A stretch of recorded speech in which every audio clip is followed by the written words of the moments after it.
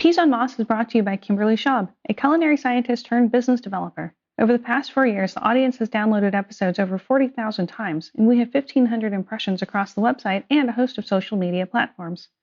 Will you consider contributing to the show to help keep it on air? Donations through Patreon help to offset the cost of web hosting, editing, and producing the various Peas on Moss offerings, from podcast episodes to videos, and every little bit helps, from corporate advertisement to sponsored content and private contributions. Reach out to me on peasonmoss.com for details.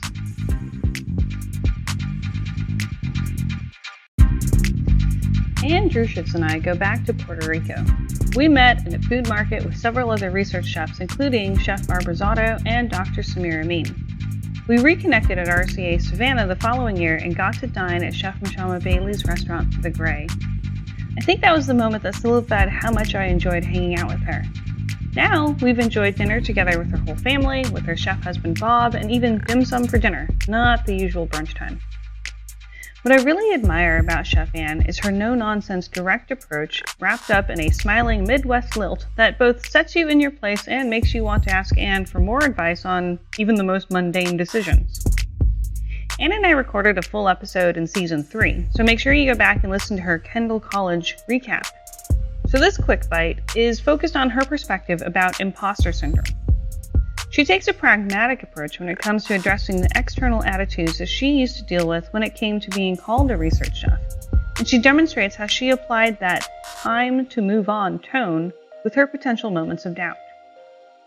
I really respect her insights here, and I think they're really reflective of her years in the career field. And you can see that the foundations of knowing how to prevent herself from wasting brain cells on pointless fears earlier in her career. Let's have a listen. You are definitely one of the research chefs that younger and earlier career professionals look to. Do you ever experience imposter syndrome? And that's kind of, you can certainly define it however you want to as well. And then, is that something you deal with? If anything, I'd say it's much less frequent, just from a career standpoint and from a personal standpoint. I don't know if it's ignoring the haters or not paying attention as much or not really caring as much. You know, if someone's got a negative viewpoint, I feel like it reflects more on them. And what they might be struggling with. But I know early on in my career, there were definitely points where it was like people would start asking about, how much time you spent in restaurants or what restaurants you worked at or what positions you worked in and the kitchens you were in. And I've heard, some people that are current RCA members, you've never been an executive sous or you've never run your own restaurant kitchen, so you shouldn't be using the title research chef, or you shouldn't be using the title chef at all. Is one that I used to get, or even the idea of certification. I remember sitting in one of the classes, one of the food science classes, and having someone kind of grill me about the number of years I had in restaurant kitchens. And I mean, like, to the point where they were just about taking out a calendar on, well, how can you say that you've had this when it's that? And it was just like, really, this is what you want to spend your time on? Like, I'm so sorry that your life is that sad. It's like, and I remember having to sort of tell them, like, well, the commission approved my application, so if you've got any issues, please take it up with them. I mean, it was sort of one of those things where you're like, okay. But, again, that was a while ago, and I can see where there would be naysayers. I mean, my personal thing is seeing some people that have worked as food scientists and gone to school for food science now because they have their CCS calling themselves chefs, that I don't know if I would feel comfortable doing that if I was in that same position. Because I feel like it's sort of different. It's not, I'm certainly not calling myself a food scientist. I'll be the first person to tell you I am not a scientist, but my passion is culinary. I started out on the culinary side. I went to culinary school. You know, we had it beaten into our heads every day in culinary school that once you walk out of here, if you get your diploma, because we did fail people, um, you don't get to call yourself chef. You still have to put the time in and do the work and, you know, keep learning. And every day that you learn is a day that you're still moving forward. Um, but I still believe that now. I mean, I don't know everything there is to know about cooking or being a chef or being a product developer. I mean, that's why I get up and go to work every day, because there's something new I can learn. And if it's something I do know and somebody else doesn't know it, then I can teach them. So, you know, the imposter thing, it's there. I'm not going to lie, but, you know, at the same time, I'm still keeping on. So I try not to let it weigh me down too much. I really like the kind of water off a duck's back sort of attitude that you've taken. I've never experienced kind of direct questioning over my right to call myself a research chef or anything else for that matter. So that's interesting because I feel like if someone were to grill me so hard or question, my expertise or ability to call myself anything, it would make me really pause. But I also like that you reframe that into, well, why is this the issue that we're talking about? I think we will see very quickly in our work whether or not we've got that capability. So let's move on from the paper and the title, and let's see what you've made. Let's taste the product. Um, I don't remember who the chef was that said this, but you're really only as good as the last meal you cooked. Yeah, that's So you true. might have all of these awards, jolly good, and that gets you investors and all those things. But can you cook? Yeah, yeah. I mean, that's sort of the thing, and it's always interesting. And I know we sometimes have these discussions within RCA, and you know, we've had them as a board too, where the different membership categories. You know, are you a chef member? Are you a scientist member? Are you a culinology member? Um, and you know, the thing that I always sort of throw out there is, I know a lot of chefs that have the culinary background, are doing spent many years in kitchens or what have you, but now they're basically working in sales, and whether it's traveling with the salesperson and doing these on-site demos or doing this on-site work. But if they're at the point in their career where the majority of their day is meetings and conference calls, like, when was the last time you were in a kitchen, and does that preclude your personal decision to call yourself a chef? I mean, I guess we can split hairs all day, but the bottom line is, it's not like RCA has a screening process for their membership category. And while your job title says this, or your academic history says that, everyone sort of self designates on that side. And until unless they wanted to be more stringent on that, then it doesn't make a whole lot of sense to be sitting there pointing fingers. You say you're doing this, but you don't know how to do that. I mean, and it also kind of ties into the thought of, I know there was a point, and I'm probably still bubbles up even now, of how the certified research chef designation and the CCS designation should have a practical portion of their exam. Kind of along the lines of ACF. If you get a certification in ACF, and again, I am not an ACF member. I know of the organization. I've attended some other meetings, but I'm not well versed in ACF at all.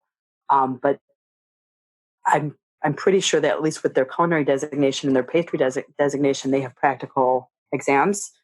And I know that that's been sort of a sore spot of, oh, well, RCA doesn't do a practical, so their certification isn't as rigorous or isn't as impressive. And it's like, well, how would you do a practical for product development?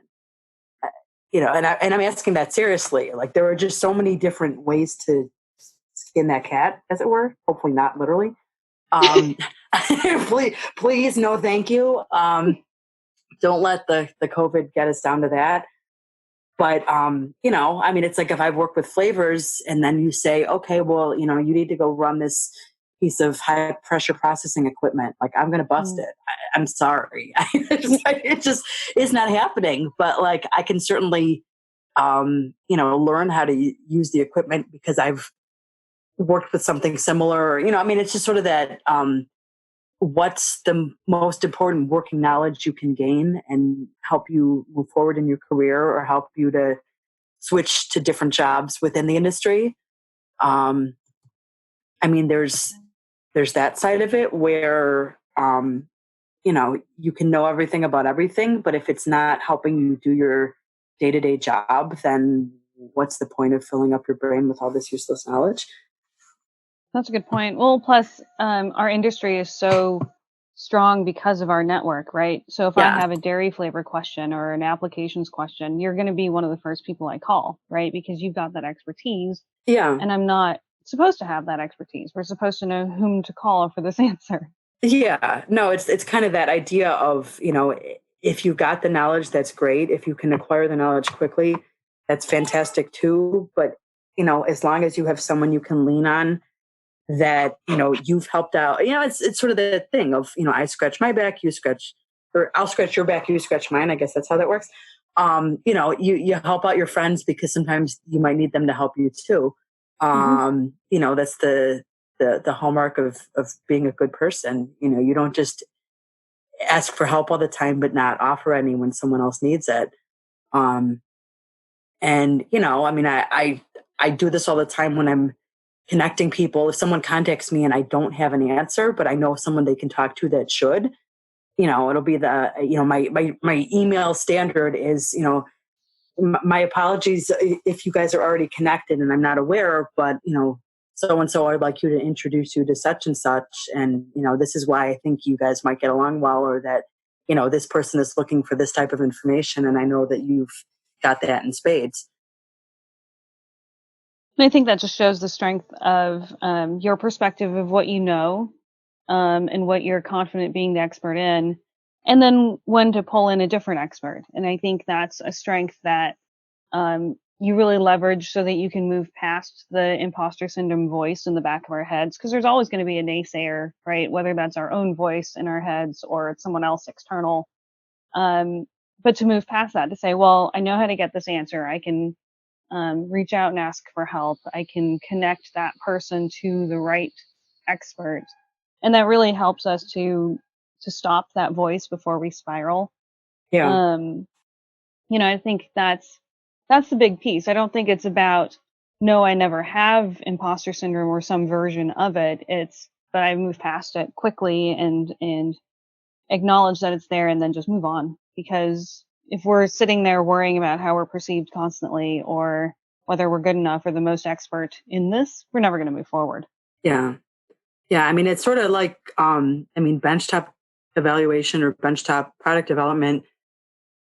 In any case, when we do stuff on the bench, the thing that we talk about, or the thing that I tell new employees, or when we have interns for the summer, I said, if you're asking people to taste, don't ask the same people every time, and try to get as many different points of feedback as you can, just because everyone's taste buds are different and everyone's preferences are different. And, you want to kind of have a well-rounded source of feedback and a decent sample size, as it were. Granted, that doesn't mean you have to have 60 people taste every iteration that you make, but getting people that are either really sensitive to certain things or might be less sensitive, but would be more representative of a typical consumer. To kind of say, does this seem like it's too salty, or does this seem like it's too spicy? If it's some kind of understanding the different variations. And like, one thing that used to trip me up, and I remember my boss would tell me, I'd be like, oh, well, this person didn't like it. And she'd be like, but what about everyone else that tasted it? Did they like it? And it's like, well, yeah, everyone thought it was okay to send. Like, well, you can't always, if there's one person that says, no, this doesn't work, that doesn't necessarily mean you throw everything in the garbage. It's like, that's kind of the gist of being a good product developer. You kind of take everyone's feedback, but it's up to you to decide when it's time to move on and get samples out the door, or if we still need to tinker.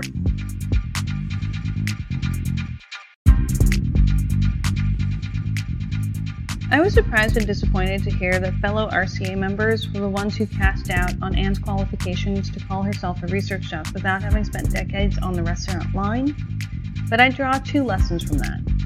First, the organization is made up of humans who have varying experiences and opinions, and together we make up a diverse and inclusive organization. This is what makes our network particularly unique. Our backgrounds are different, but no less valid from the others, whether you have a culinology degree or you've learned all of your incredible knowledge through hard-earned lessons but don't have a piece of paper to credential you. Yes, its core is in culinary arts, and it encompasses more than a total focus on cooking jobs. Anne's reflection reminded me to check my own assumptions about the right or value that a person has to contribute to a conversation, a project, or to call themselves or hold whatever title they feel reflects their work.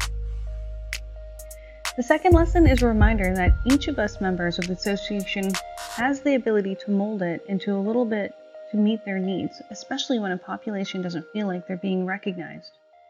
The RCA was founded by chefs in product development roles who were unique from both their ACF colleagues and food scientist peers, and the organization broadly supports those in product development roles and the businesses that serve them. As a prior research chef and product developer, it's really easy to now find myself not qualifying for the RCA because I don't hold that position currently.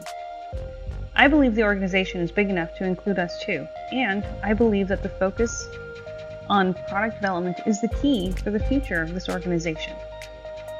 Thanks for listening to this quick bite. I'd love to hear your thoughts about imposter syndrome and how you'd address it. Reach out to me at peasonmoss.com.